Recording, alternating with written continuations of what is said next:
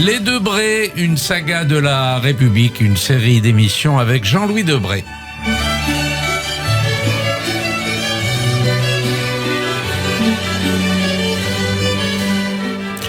Et d'abord, il nous faut expliquer pourquoi cette série et pourquoi Jean-Louis Debré. L'idée est de profiter du fait, si j'ose dire, que nous avons affaire à un conteur, un mélange d'hommes d'action et d'écrivains, qu'il a l'art dans ses livres comme dans ses interventions publiques de raconter la vie politique avec une grande liberté de ton et un franc-parler qui lui est propre.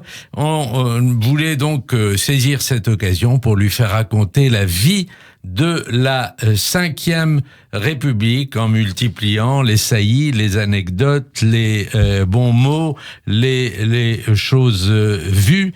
Jean-Louis Debré, bonjour. Bonjour. Alors, on ne vous présente plus. Vous avez à votre actif de nombreux essais historiques, politiques, policiers. Votre carrière politique se confond avec l'histoire de la 5e République. Vous avez été ministre, président de l'Assemblée nationale, président du Conseil constitutionnel, et nous avons prévu donc dans cette série conçue avec la complicité de mon ami Alexis Lacroix, qui nous rejoindra à partir du deuxième épisode. Nous avons conçu un découpage en 7 épisodes.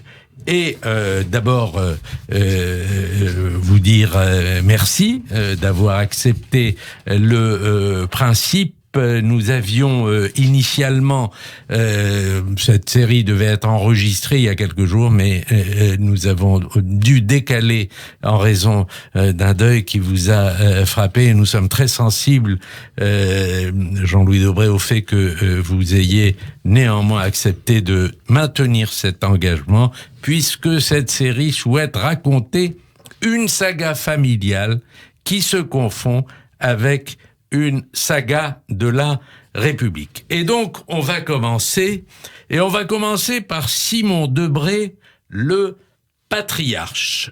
C'est avec lui que tout commence. Oui, pas tout à fait, si vous me permettez. Je vous en prie. Une famille républicaine.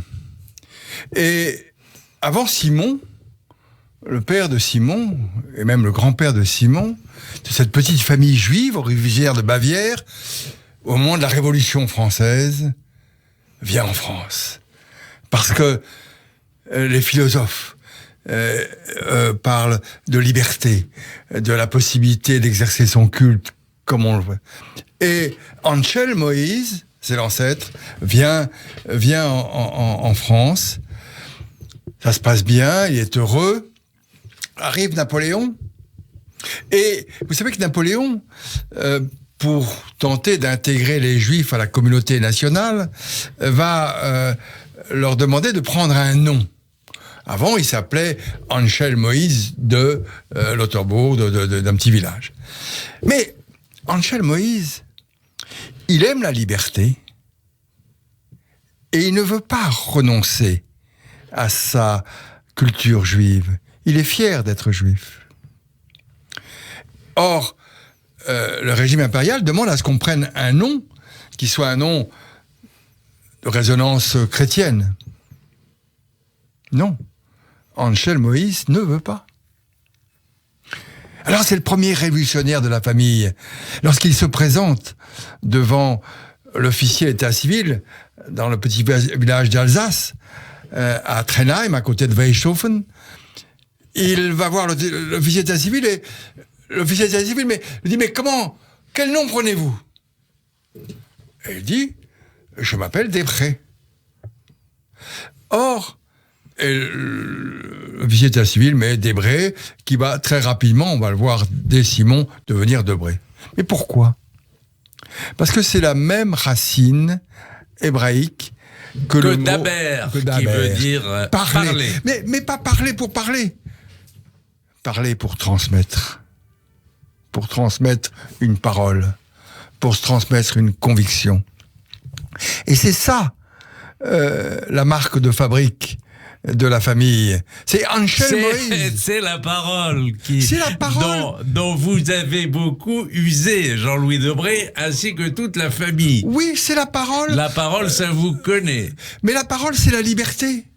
La parole, c'est pouvoir dire, crier, clamer ce que l'on est, ce que l'on croit, ce que l'on espère.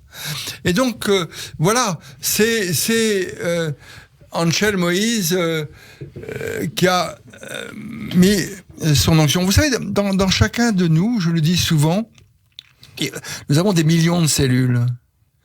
Et ces cellules, elles nous viennent génération après génération de nos ancêtres. Eh bien, j'ai en moi des cellules qui viennent de mon père, de mon grand-père, de mon arrière-grand-père, de mon arrière-grand-père. Et de ce petit village d'Alsace appelé Westhofen. Westhofen. Oui. Pourquoi Westhofen ? Parce que les Juifs ne peuvent aller travailler à Strasbourg, mais ils ne peuvent pas vivre à Strasbourg. Et donc, ils s'installent là. Et dans ce petit village d'Alsace, il y a plusieurs familles, dont la famille de Léon Blum, la famille Debré, la famille de la grand rabbin de Paris, Horviller. C'est une famille, c'est un petit village où ils sont là. Dans la famille, ils sont, on dirait aujourd'hui épiciers, mais grainetiers. Mais toute cette communauté est érudite. Elle aime étudier, écouter, travailler. Et mes ancêtres, plus j'ai des rendez-vous avec eux, puisque je dis souvent que vous avez entamé, après votre livre, une histoire familiale qui constitue aussi pour vous un retour aux sources, une plongée dans les origines, et vous avez été sollicité. C'est un petit phénomène qui s'est passé autour de ce livre. C'est-à-dire beaucoup de communautés juives à travers, et de toutes sortes, vous ont convié et vous ont demandé de parler de vos origines. Oui, de mes racines. J'aime dire mes racines. Parce que chaque époque est différente. Chaque génération a ses caractéristiques. Mais ce qui nous relie génération après génération, ce sont nos racines. Et vous avez tout à l'heure parlé du grand rabbin. Je l'appelle mon grand rabbin, le grand rabbin Simon Debré. Oui, je suis allé à sa recherche. Alors dans la famille, on parlait du grand rabbin avec beaucoup de respect, parce que c'est un homme très cultivé, mais j'ai voulu aller plus loin. Je suis allé dans les archives, je suis allé retrouver ses pas, parce que Simon, grand rabbin, est grand rabbin à une période essentielle de notre histoire. Et il va être grand rabbin quand on va enregistrer la montée de l'antisémitisme avec Drummond. Il va être rabbin au moment de l'affaire Dreyfus. Oui, ces périodes sont des périodes extrêmement importantes pour la République française. Et Simon, il est là. Et il est en observatoire et il défend ses idées. Et donc, je suis allé à sa recherche. Il a commencé par être grand rabbin de Sedan. Il s'est assez plu à Sedan, mais il avait épousé Marianne Trenel. Marianne Trenel était la femme du directeur de l'école hébraïque de Paris, du séminaire hébraïque de Paris. Et très vite, c'est pas péjoratif ce que je dis, mais il trouve que la vie en province, c'est parfait, c'est très bien, c'est très agréable, mais que la vie à Paris est plus enrichissante au niveau des idées, et donc il va essayer de quitter ce Parce que non seulement Simon Debré est rabbin, mais son beau-père, c'est le rabbin Isaac Trenel, qui est aussi rabbin et qui a fait le séminaire israélite. Oui, qui dirige le séminaire israélite de Paris, je vais bien y revenir. Et donc, Simon... Qui vient d'être installé à Paris, parce qu'avant, il était à Metz. Absolument. Et Simon veut partir de Sedan. Alors, il postule d'abord pour Bordeaux. Mais il se rend compte que le rabbin n'est pas tout à fait élu démocratiquement et que les personnalités de la communauté juive de Bordeaux se sont mis d'accord sur un personnage qui est un notable important de Bordeaux. Et donc, il est battu. Il a quelques mots assez durs pour, à cette époque, la sélection des rabbins. Il dit on ne sélectionne pas sur le rôle du rabbin de porter la parole, mais sur ce qu'il est dans la communauté locale. Mais finalement, il va, après d'autres essais, arriver à Paris et il va devenir le grand rabbin adjoint de Paris, puis grand rabbin de Neuilly. Et c'est là où ce qui est très intéressant. Si je parle trop, vous m'arrêtez. Non, non, pas du tout. Ce qui est très intéressant parce que il va être à la liaison dans la communauté juive de deux courants. Le courant conservateur et le courant libéral. Libéral pour l'époque. Chaque époque a son libéralisme. Là, et donc dans la synagogue de la rue Ancel à Neuilly, il va transformer les choses. Il va d'abord accepter la présence des femmes. Il va accepter... D'où une tradition qui est née à Neuilly, effectivement, qui se perpétue. Hein. Oui. C'est à Neuilly qui a eu, même dans l'époque contemporaine, un certain nombre de femmes qui ont regimbé, si j'ose dire, et qui ont refusé d'être cantonnées derrière le rideau. Voilà, donc il est là. Il introduit de la musique, du piano, de l'orgue, et ça va lui être beaucoup reproché, il va utiliser le micro. Mais il utilise le micro sauf pour transmettre la parole divine, pour donner des informations à la communauté, mais la prière en elle-même, la liturgie... La prière ne se fait pas à travers un micro. Et il va ouvrir la synagogue aux enfants. Et donc, il est dans un courant plutôt d'ouverture. Pourquoi ? Parce qu'il est très inquiet. Il est inquiet parce que, d'origine alsacienne, il considère et il pense que le culte juif est un culte très lié à la campagne, et avec la mutation des gens vers les villes, on va progressivement avoir un athéisme qui va se développer. Et donc, il faut que les synagogues dans les villes soient attrayantes, que le culte soit quelque chose de vivant. Et donc, pour lutter contre ce risque de l'athéisme des grandes villes, il va essayer d'ouvrir la synagogue. Mais va se passer quelque chose d'important.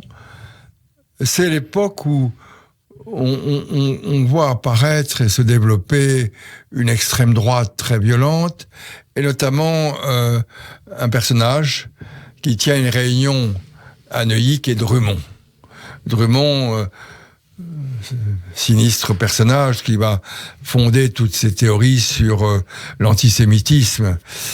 Et ce qui m'a beaucoup frappé en travaillant... Et qui va faire des émules, parce que son livre sur la France juive, enfin ce sera plus tard, mais ce livre va avoir une destinée assez importante, un tirage, je crois que ça frôlait le million, et donc d'exemplaires, et donc c'est une vraie menace qu'il y a là. Alors au début, Simon minimise Drumont, car il considère que c'est un individu qui prône, on est au début de Drumont, comme vous l'avez dit, qui prône un antisémitisme, ne lui faisons pas trop de publicité. Absolument. Ce que redoute... Ça va être le cas, par exemple, d'un Bernard Lazare, il y a un certain nombre de Juifs dont Bernard Lazare, dont André Spire, qui font que, qui provoquent en duel et qui croisent l'épée avec Édouard Drummond. Ouais. Mais c'était avant qu'il acquiert cette importance. Oui. Alors, donc Simon, ce qui l'inquiète, c'est l'antisémitisme d'État. Bon. Et il va être rassuré quand Drummond va être battu aux élections dans le 15e arrondissement. Et là, il dit, vous voyez, et puis très vite, il se rend compte que les idées émises par Drummond vont essaimer. Et là, il va être très, très actif pour dénoncer cet antisémitisme. Alors, on va finalement cette série va être l'occasion de raconter toute cette histoire du judaïsme français depuis l'émancipation, depuis ce qu'on a appelé le franco-judaïsme jusqu'à donc Simon Debré. Simon Debré qui est l'auteur d'un sidour, un livre de prière qui est en usage aujourd'hui encore, on le trouve dans certaines synagogues, et vous m'avez confié que il y avait beaucoup des lecteurs de votre livre qui vous ont adressé des exemplaires qu'ils avaient chez eux et qui sont signés de la main de votre arrière-grand-père. Oui, d'ailleurs, mon livre, Histoire de famille, est né d'un événement. J'étais à l'époque président du Conseil constitutionnel. Je me déplace à bicyclette. Et un jour, au feu rouge, avenue Ribelli, un monsieur m'arrête. Je croyais que je l'avais un peu marché sur les pieds avec ma bicyclette. Non, il m'arrête, dit « J'ai un mot à vous dire ». Bien, monsieur, voilà, je m'arrête. Et il me dit, voilà, vous savez, je suis juif. Je vais bientôt mourir. J'ai chez moi toutes les œuvres de votre arrière-grand-père. Mes enfants ne s'intéressent pas à ça. Je vais vous les donner. Ah, monsieur, merci beaucoup. Je viens les chercher quand vous voulez. Non. Je vous les donnerai quand j'aurai décidé de vous les donner. Parfait, monsieur. Et il ajoute, je sais que vous êtes président du Conseil constitutionnel, je les déposerai. Quelques semaines, même 2 mois plus tard, un jour, le garde républicain qui est en bas de l'entrée me dit, il y a un paquet pour vous, il faut qu'on le fasse passer au détecteur de... Et je vois, livre, il y a sur le paquet, livre de Simon. Et je dis, écoutez, ce n'est explosif que pour moi. Et je prends le paquet, et il y avait toutes les œuvres de Simon. Et ce monsieur qui m'a envoyé ça n'a pas mis ni son nom, ni son adresse. J'ai tout fait pour essayer de le retrouver, parce que je voulais lui dire ma gratitude. Je ne l'ai jamais retrouvé. Et c'est quand j'ai plongé dans ces livres, dans les livres de prière, mais aussi dans un livre qui s'appelle L'humour judéo-alsacien. Ah oui, ça c'est extraordinaire. Plein de saveurs. Et qui nous fait mieux comprendre le terroir, la présence des Juifs à Bechhofen et dans l'Alsace. Eh bien, je me suis dit, il faut que je parte à la rencontre de Simon.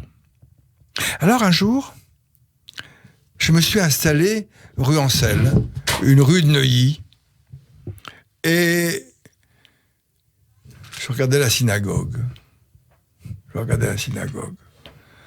Puis un monsieur passe, me reconnaît, et me dit, qu'est-ce que vous faites là? Je le regarde, je dis, mais j'ai rendez-vous avec mon arrière-grand-père, le grand rabbin Simon Debré. Ah, il officie dans cette synagogue? Je dis oui, naturellement. Et il est parti. Et à ce moment-là, j'ai pris l'habitude de venir en face de la synagogue et de dialoguer fictivement, spirituellement avec l'arrière-grand-père. avec Et Simon. ça fait l'objet, effectivement, de passages très, très prenants dans votre livre, une histoire familiale. Et donc, parce qu'au fond, il y a le versant Sidour, qui est le versant... je veux dire, grave, sérieux, profond. Et puis, il y a le versant humour juif avec ce dictionnaire du comique franco-yiddish. Oui, alors, ce dictionnaire, cet humour judéo-alsacien, il faut le prendre avec la distance, parce que c'est une époque. Mais, ayant donc régulièrement rendez-vous avec Simon, j'ai imaginé de prendre rendez-vous avec Simon, avec son fils Robert, qui est mon grand-père, et avec mon père Michel. Et c'était pour moi, et je continue d'ailleurs à le faire ce soir quand je suis seul, j'imagine que je suis autour de la table, avec le grand rabbin, avec mon grand-père qui a été un grand médecin, mon père qui a été un homme politique, et je les interroge, et je les interpelle. Parce que dans cette famille, ce qui est très intéressant, me semble-t-il, c'est ce regard à l'égard de la religion. Voilà une famille juive, avec un grand rabbin qui... Quand j'étais jeune, on en parlait, c'était le grand rabbin, notre grand rabbin. Son fils, Robert, grand professeur de médecine, fondateur de la pédiatrie moderne, va être totalement agnostique, pas athée, agnostique, mais, et en plus, pour le grand rabbin, il va épouser une catholique. Mais il va épouser pas n'importe quel catholique. Il va épouser la fille d'un peintre, Édouard de Babonsan, peintre toulousain, qui a été choisi par les amis de Zola pour illustrer le Zola, le J'accuse de Zola. Alors on est tout oui et on va entendre la suite de cette histoire, mais je vous propose d'abord de faire une pause et notre série revient dans un instant. Les Debré, une passion de la République. Jean-Louis Debré, nous reprenons le fil de cette conversation et je pensais à une chose, parce que vous disiez que certes, Simon Debré était la figure tutélaire plus exactement, de la famille. Mais au fond, franchement, on s'intéressait pas beaucoup dans la famille à son judaïsme. C'est vous qui revenez et qui imaginez ces conversations que vous auriez pu avoir. Mais pendant très longtemps, les origines, c'est avec vous que tout commence. Non, on peut pas dire ça. Vous savez, la famille Debré parle peu de la vie privée des uns et des autres. Moi, j'ai été élevé comme mes frères, par mes parents, avec le respect de toutes les religions. Parce que si je continue ce que je vous disais tout à l'heure, c'est que voilà le grand rabbin, voilà le fils du grand rabbin qui devient agnostique, mais qui épouse une femme catholique qui est la fille de celui qui a défendu, qui a peint le J'accuse de Zola. Et voilà mon père, fils et petit-fils de juifs, qui va se convertir au catholicisme, mais en faisant ses recherches pour histoire de famille, je me suis rendu compte que ces certificats de baptême sont certainement faux. Elles ont été faites à la veille de la guerre de la Seconde Guerre mondiale, même s'ils ne tombaient pas sous stricto sensu sous la loi de 40 anti-juive, parce qu'il était fils d'un agnostique.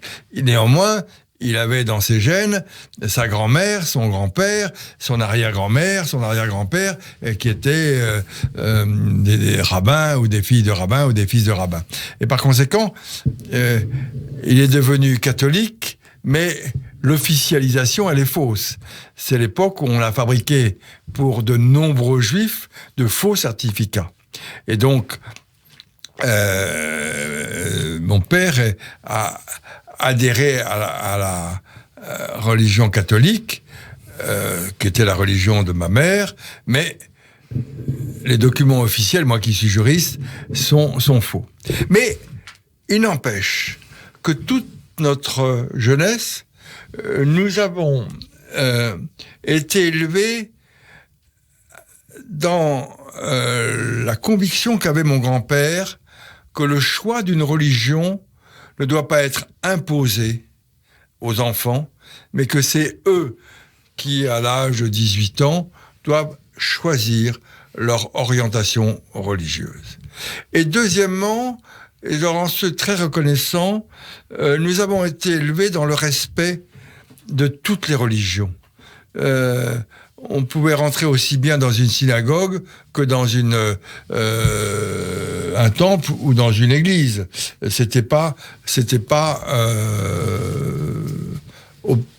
voilà, c'était toutes les religions, et on respecte toutes les religions. Il y a le respect de toutes les religions, et vous dites finalement, vous révélez que la conversion de Michel Debré était une conversion de convenance, de circonstances. Mais on va revenir là-dessus parce qu'on a un épisode. C'est plus compliqué. Hein. D'accord. Alors on a un épisode sur Michel Debré, une certaine idée de la République, où vous allez parler de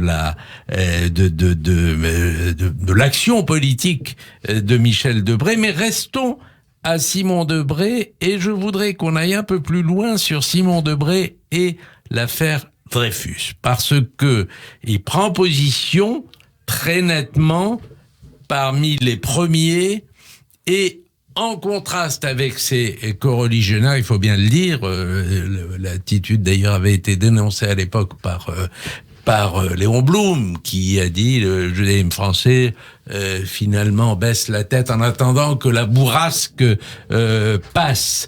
Et Simon Debré se tient debout pendant l'affaire Dreyfus. Oui, alors, si vous voulez, ne faisons pas de mauvais procès aux autres.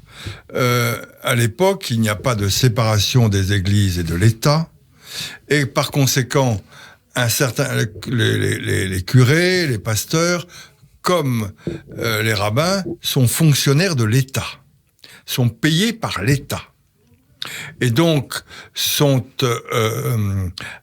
astreints à un devoir de réserve.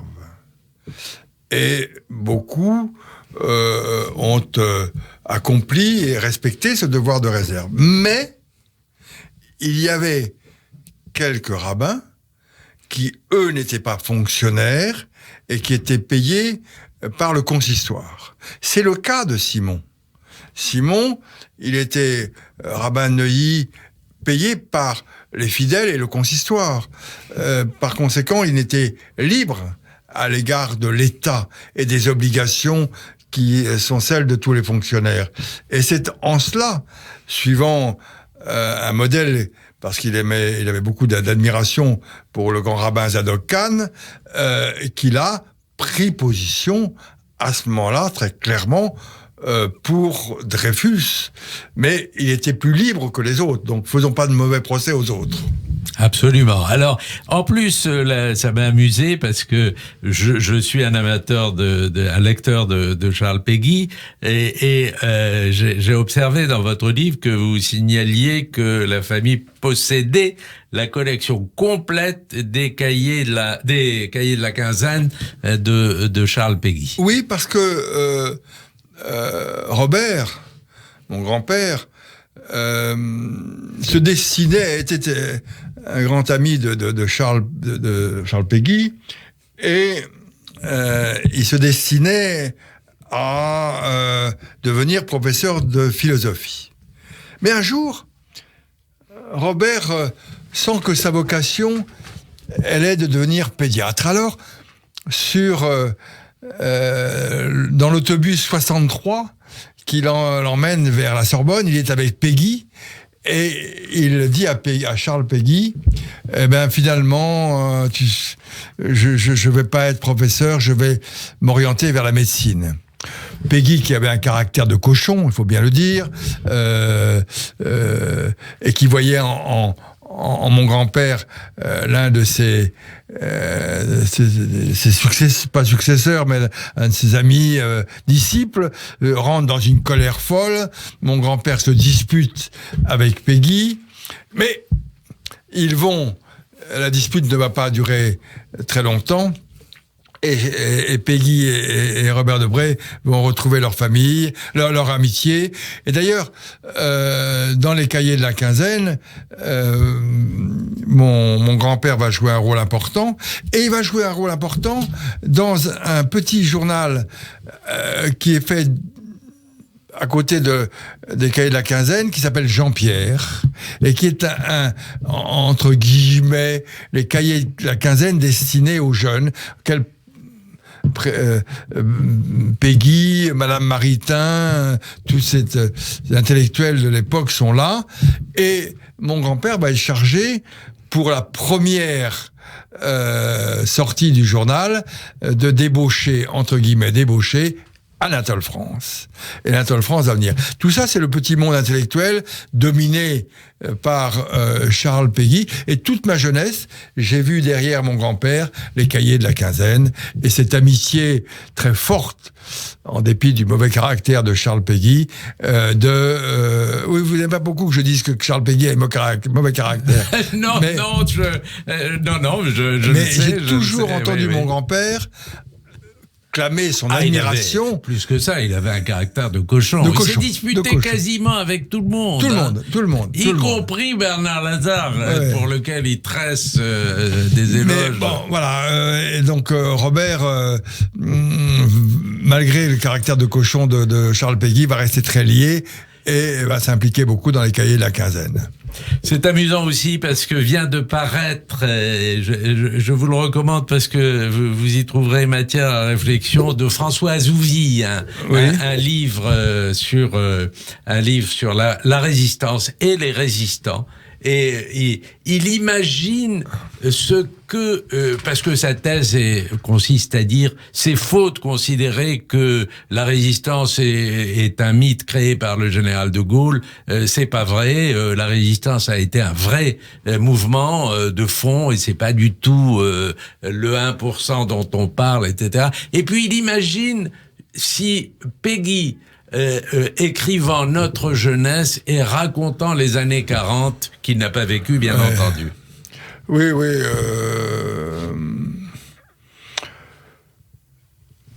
Bon, c'est un autre sujet, mais la résistance, elle est née du fond, du cœur des Français. Et De Gaulle a unifié la résistance, lui a donné une dimension extérieure, et finalement il a permis, De Gaulle, à ce que la France soit dans le camp des vainqueurs et non pas dans le camp des vaincus.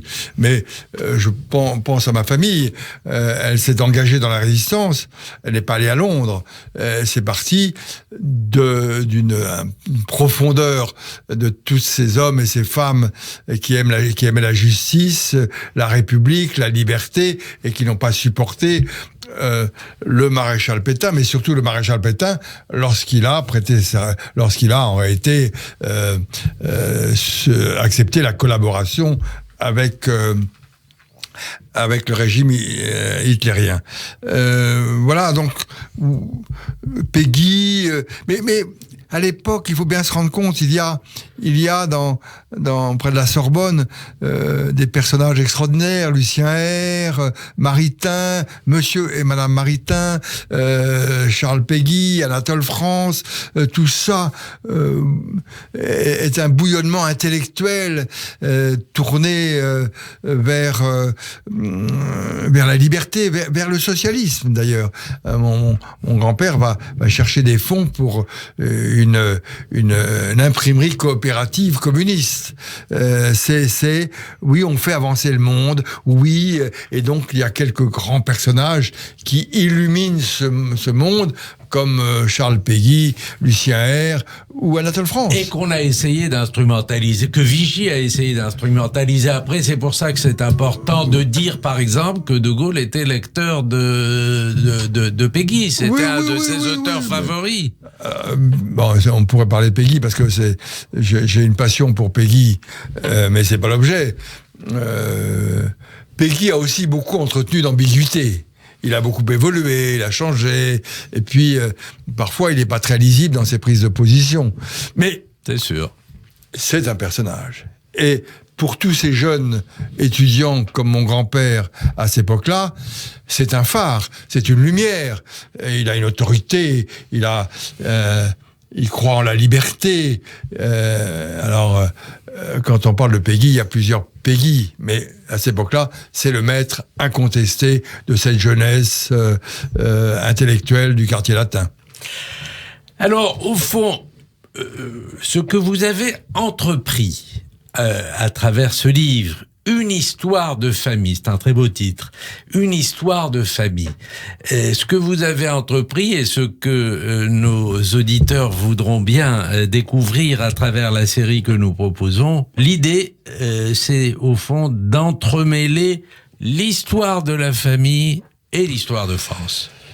Oui, parce que j'ai une famille qui est profondément républicaine. Alors, et donc voilà Angel Moïse qui choisit la République, mais qui veut rester également juif. Voilà Simon qui, à 18 ans, va quitter l'Alsace, quitter sa famille, parce que c'est en 1870, il ne veut pas être allemand. Par respect pour son grand-père qui ont choisi la France. Et donc il va quitter l'Alsace et il va venir sur Paris.